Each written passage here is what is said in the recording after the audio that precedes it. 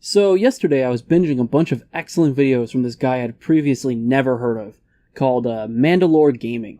He's really great. He's sort of a mix between the Examined Life of Gaming and Ross's Game Dungeon. Mostly focuses on big mid-2000s PC games. Fun stuff. I say all this because I want to make it clear that I am a fan of Mandalore's content, and mean absolutely no ill will towards the man's opinions. So, after browsing his channel for a while, I eventually make it to his review of a little gem called Shogo Mobile Armor Division. Video starts off normal, but as it goes along, I get the sense that he's not too into the insane Japaneseness the game is throwing at him. And then he says this. If the intro wasn't a dead giveaway, this is an anime game. I was hoping to never have to use the phrase, this is an anime game, but here we are. I have some explaining to do. I don't hate anime. I hate this. I don't get it.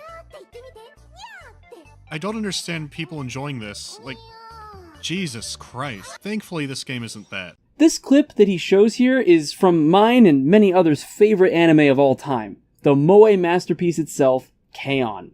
This was an incredible moment of reflection for me.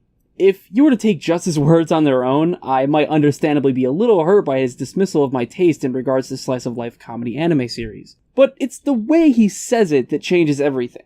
His tone suggests a primal misunderstanding of Japanese culture, and that he doesn't really hate anyone but himself for not understanding something clearly very popular. I can deeply relate with this mentality, as I've often been frustrated with myself for being unable to get into shows like My Little Pony and Steven Universe, even though I show a keen interest in the type of show that they are. And this got me thinking about something I haven't thought about in literal years. Is it okay to be liking what I like now? Is enjoying anime bad, or weird, or perhaps even malicious? I mean, there are plenty of things to cite as negatives of liking otaku culture, especially all of the antisocial shut-in stuff, but does enjoying a show like K-On! Make me a hikikomori, even in some kind of metaphysical way? Well, of course not.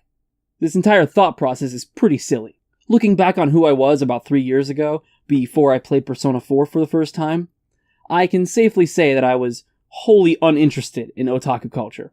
I don't even think I knew what that word meant. I liked Japan as much as the next guy, as I had enjoyed a plethora of Japanese games over the course of my life, but I definitely did not like anime. At least what I thought was anime. I remember watching the first episodes of things like Attack on Titan and Kill la Kill and thinking they were interesting, but not my thing. And after being shown the beginnings of Sword Art Online and Fairy Tail from a friend, I was sure that they would never be my thing. But then I watched a little underground gem called Cowboy Bebop, and realized that there was so much more to the medium than what the modern scene could offer me. This didn't exactly get me into anime on the spot, but it definitely made me more open to watching more in the future.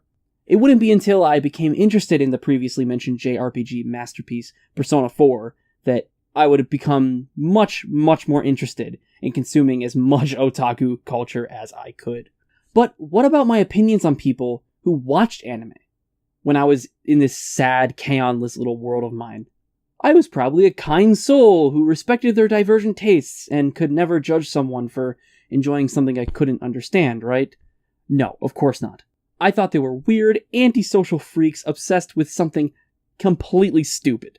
And I think this is the mentality that struck me like a bolt of iron when watching Mandalore's video.